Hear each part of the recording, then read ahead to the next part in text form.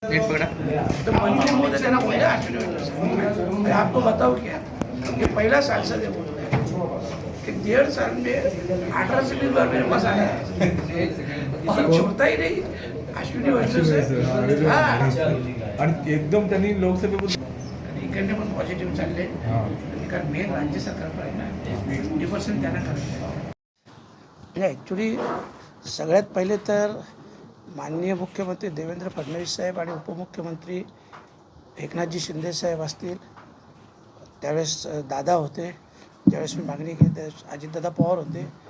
या तिन्ही नेत्यांचं मी पहिल्यांदा तर मनापासून आभार व्यक्त करतो आहे आमच्या तमाम भिवंडीवासियांच्या वतीनं. खरं म्हटलं तर मी जी मागणी केली ती रांजनोली नाका ते कोणपर्यंत जो काय ट्रॅफिकचा प्रॉब्लेम होता आणि तिथं ऑलरेडी मेट्रोसाठी जे काम चालणार होतं त्यासाठी खूप प्रॉब्लेमॅटिक तो विषय होता. मग त्यावेळेस मी विचार करून तिथं डबल डेकरची मागणी केली.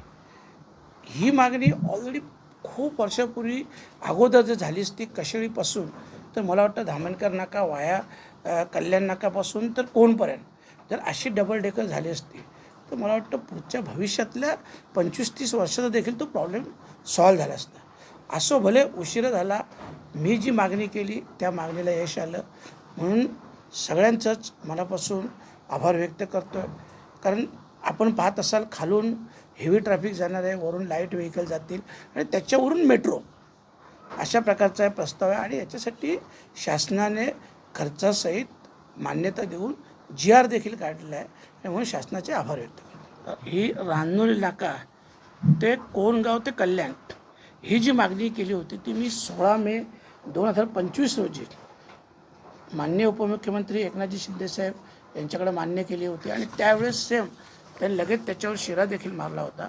आणि आता त्याच्या खाली आपण GR पाहिला असेल तर आता कामासकट तो GR देखील निघालेला आहे आणि म्हणून एकनाथ शिंदे साहेबांचं देखील मनापासून आभार व्यक्त करतो की त्यांनी तत्काळ हे सगळं जे नवीन ट्रॅफिकची समस्या असेल किंवा अन्य प्रॉब्लेम असतील या गोष्टीचा विचार करून त्यांनी तशा प्रकारची परवानगी दिली म्हणून त्यांचे मनपूर्वक आभार.